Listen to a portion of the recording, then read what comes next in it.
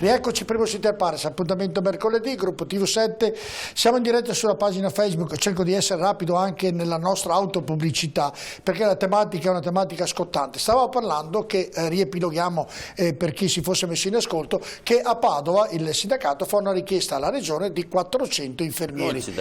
L'azienda. L'azienda? Personale del comparto in toto, non solo infermieri. Personale del comparto, chiedo scusa perché avendo il rappresentante infermieristico mi soffermo su questo, e chiede 400, la regione straccia la richiesta, giusto, mi sembra di aver capito? La boccia, per un superamento del tetto di spesa. Straccia. Io allora ho chiesto, ed è intervenuto Avruscio, ma perché se l'azienda la straccia?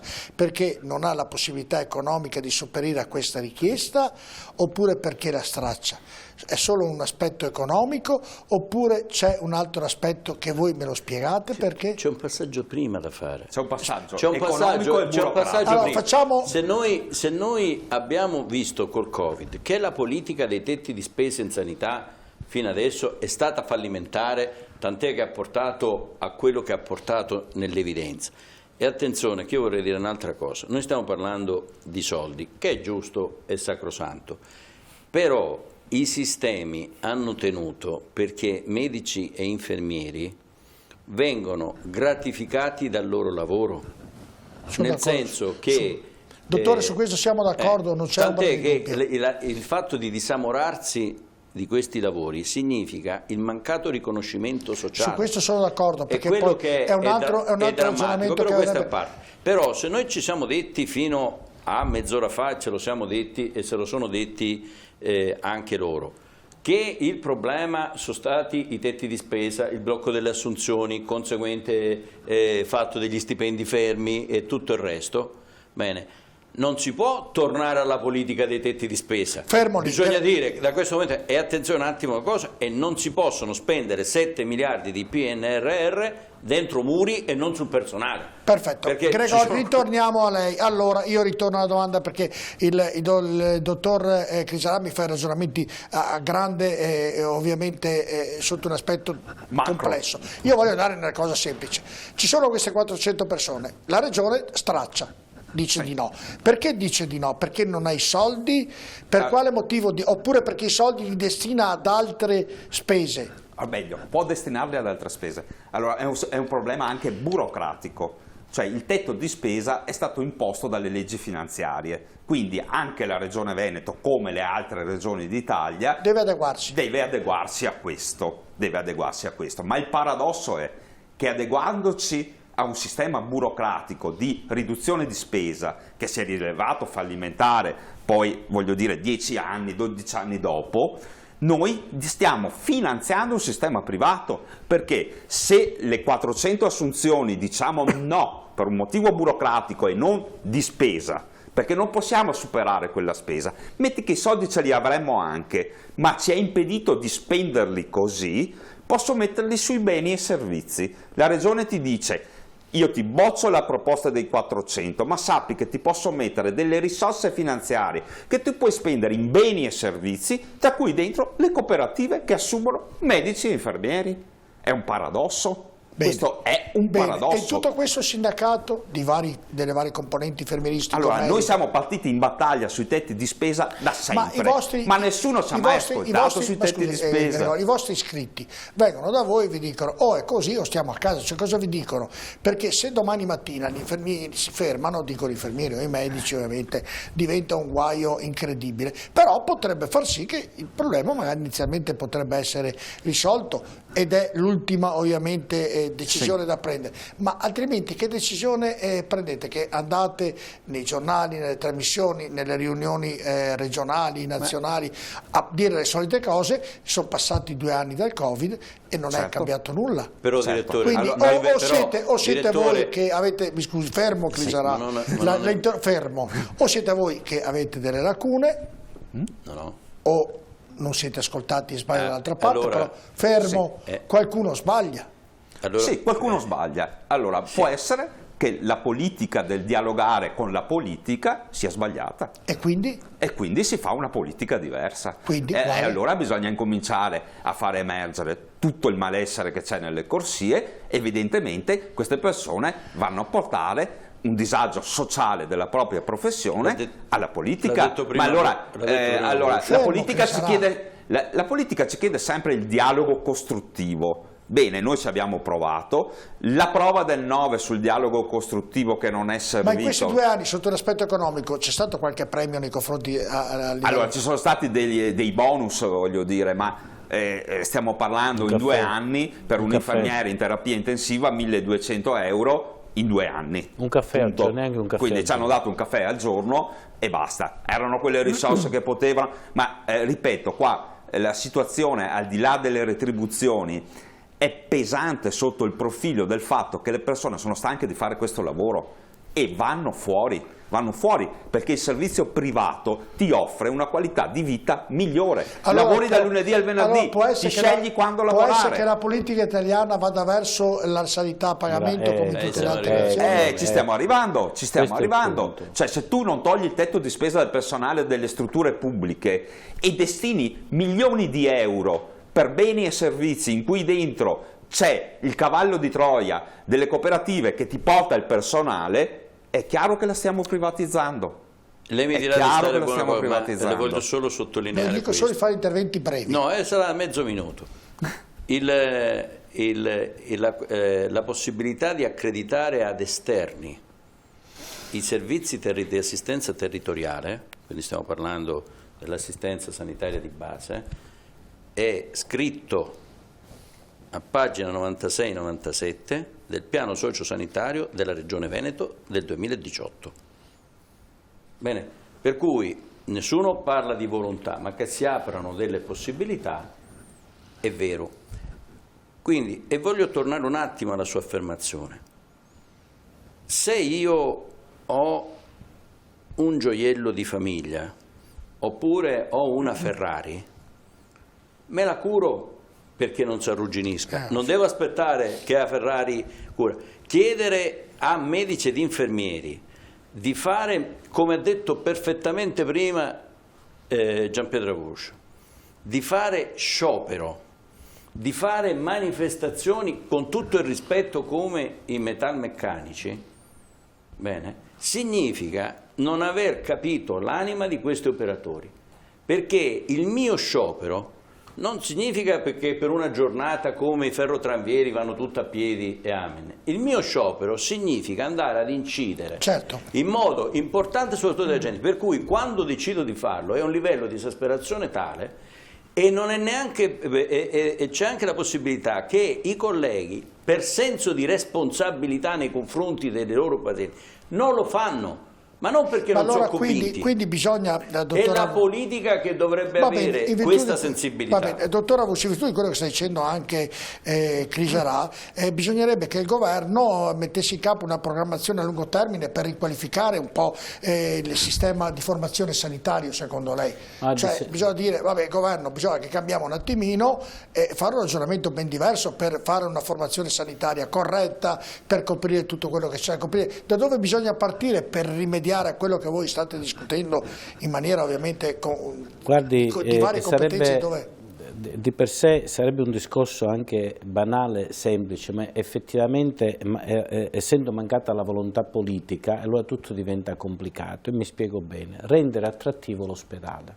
Se noi consideriamo, se la politica, la gente considera, come abbiamo visto anche durante il Covid, che il bene salute è un bene essenziale, allora bisogna valorizzare, no? Questo bene salute, chi si occupa di questo bene salute. Posso farle un esempio molto pratico? Se lei va al supermercato a comprare un whisky, il whisky ha una tassazione del 22-24%, se lei va a comprare il pane ha una tassazione del 4%. Perché? Perché il pane è ritenuto bene essenziale rispetto al whisky, che è un bene superfluo. Allora chi lavora nella sanità, infermieri, medici, allora io gli trattengo meno tasse. Oppure chi lavora nella sanità, visto che è un ruolo importante il bene salute, ha bisogno, non so, il figlio della scuola, gli do il privilegio di pagare meno tasse, ha bisogno della casa, il mutuo della casa agevolato, e allora rendo attrattivo l'ospedale, non occorre aumentare lo stipendio, basta abbassare le tasse, considerarlo un bene essenziale. Se uno ha la casa però non ha bisogno di tutto quello che lei richiede... Voglio dire, per rendere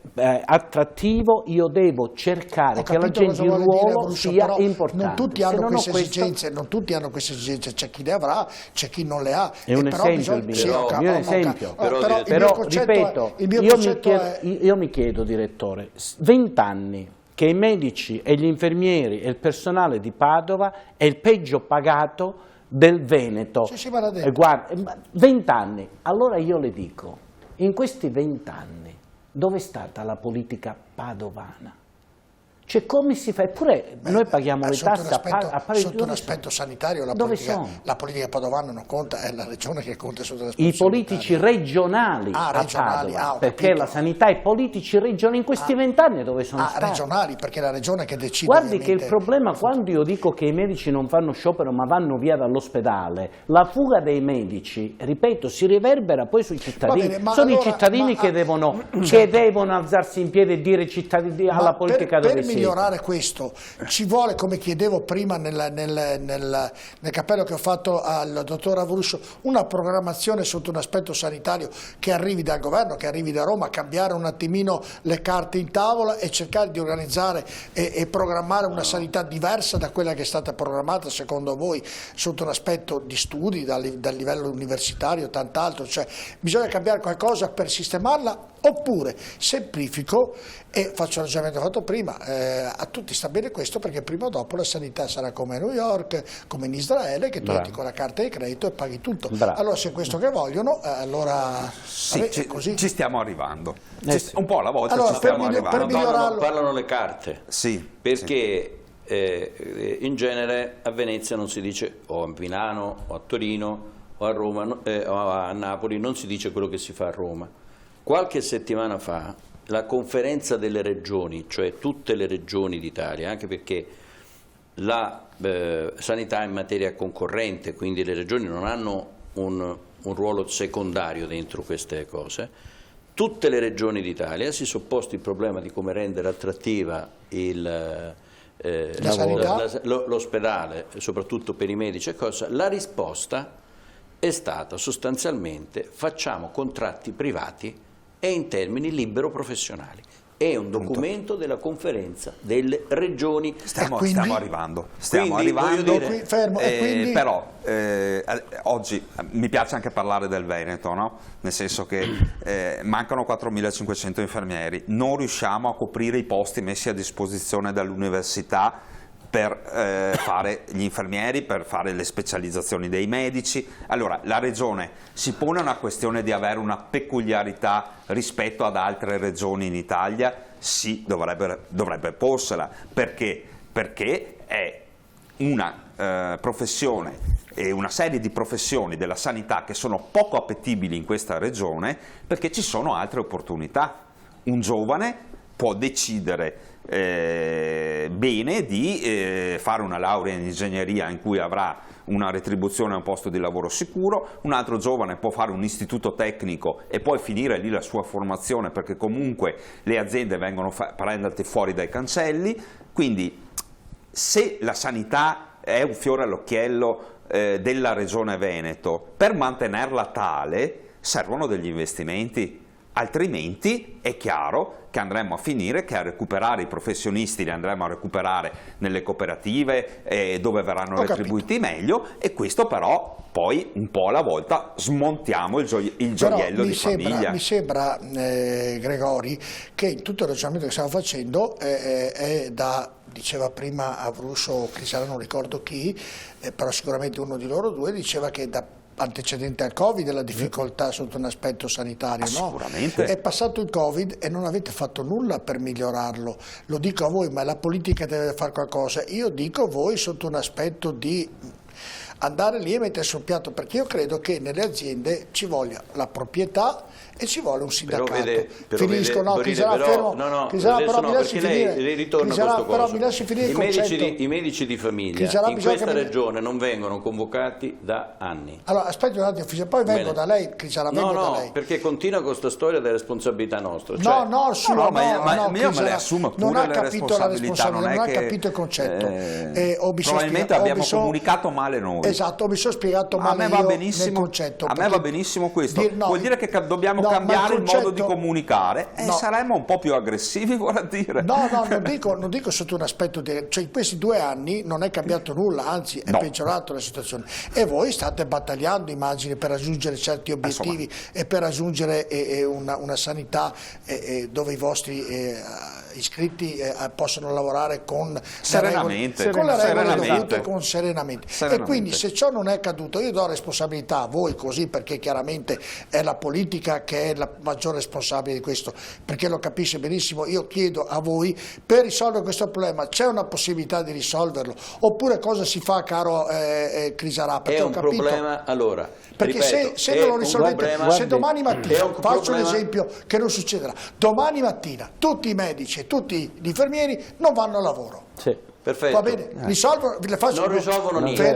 Andiamo in galera. Non risolve niente. Andate in galera. No, ma non risolve niente, perché per fare era una provocazione per fare un medico, anche senza blocchi eccetera eccetera, ci vogliono 8 anni. E allora per fare un infermiere ce ne vogliono almeno 3. Allora la domanda che le ho fatto prima, che sicuramente è una domanda pertinente, non è che manchi una programmazione per quanto riguarda, ovviamente da chi deciderà dal governo, una programmazione sotto un aspetto sanitario seria, fatta bene? Allora, non manca, è mancata, e il problema qual è? È che quello in questo campo, essendo un problema